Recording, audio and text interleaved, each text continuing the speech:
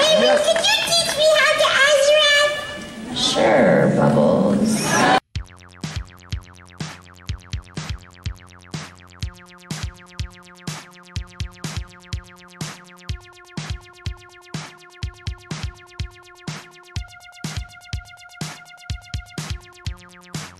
Yeah, I was going to bring some Comic-Con coverage with my senpai, but then I found a meeting lunch, and we had a little chat which ended in Judith flipping me out an open window and the guards finding my G4 press pass and ultimately escorting me out of the convention and into a local jail before sentencing me to community service. I figured I'd check out the nearby Cinemark to see if service there is better than rave, so I'd be salvaging some worth from the trip to Cali. Well, the ticket prices are better, I can give it that. As you know, one of the factors in rave's comeuppance was its expensive movie tickets.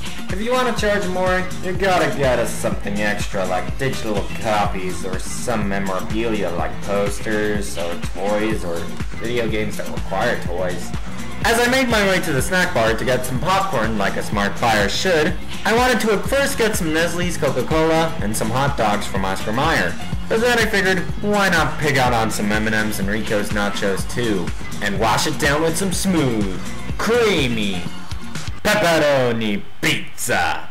Don't forget to toss your letter when you're through. The theater I went to had 18 screens, showing such movies as Lone Ranger, Equestria Girls, Despicable Me 2, but the film that irked me the most through its trailer was Monsters University. Notable companies in the powering of this theater are Cinedyne and DLM Cinema, fitting for a company named Cinemark. A few minutes in, and I hit the first noteworthy thing about this movie. And it's a problem. Monsters University takes place during Mike and Sully's college days, and their voices sound way too old to be first-time college students, Billy Crystal and John Goodman reprising the roles. Why? If there's one trope I despise when it goes horribly awry in movies such as this, it's Dawson casting. It worked in Power Rangers because half the time they actually look like teenagers. This falls flat on its face because Pixar wanted the original actors to come back instead of having them cameo at the end, grown up and working at Monsters Incorporated, whilst they hire, young actors who can actually play college students to play Mike and Sully. Maybe you could bring in Jonah Hill or your old pal John Morris? What the hell was wrong with that? You could have had a touching story with the intellectual Mike voiced by Andrew Garfield up in arms with hot-headed jock James P. Sullivan as portrayed by John Morris. He needed the job, Pixar. He needed the career. But no, you wouldn't because you have other, more completely original ideas to attend to. An experience as original as reviewing a movie theater chain for Geek Week. Original my black ass! The last moment worth mentioning here is that I asked an employee if I could have a chat with Front Row Joe, the company's mascot. He said I would come and meet my rival back home if I had the time, and when I do, we shall see who eats whose spaghetti.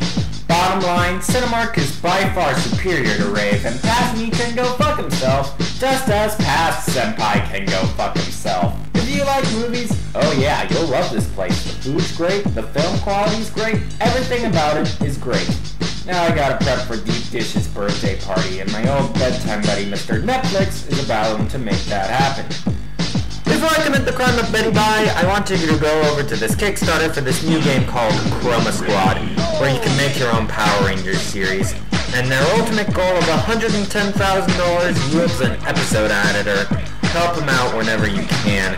I also want you to check out my DeviantArt account, Spoon300, as well as my YouTube account here, as I will be dumping out a lot of my show materials, in case I have to replace my old computer, as well as the drables for a certain video game I want to be involved in the creation of. And finally, Pan Pizza has made like Orange Juice Simpson and killed Loki IRL, and stating that the whole thing was a porno comic. Perhaps Pan Pizza was scarred somehow by a second encounter with female Mel Blanc and resident waifu Tara Strong. You don't remember? The day Tara Strong graced your village was the most important day of your life. But for me, It was Tuesday.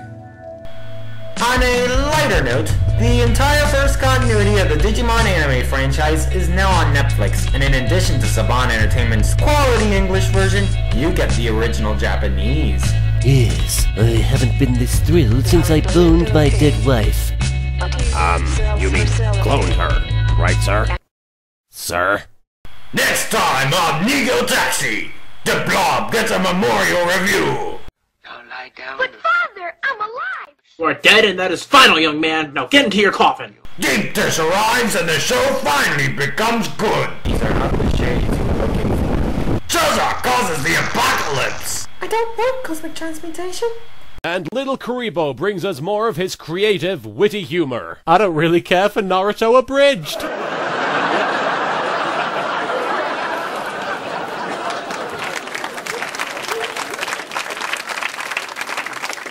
Oh, you're such a hack,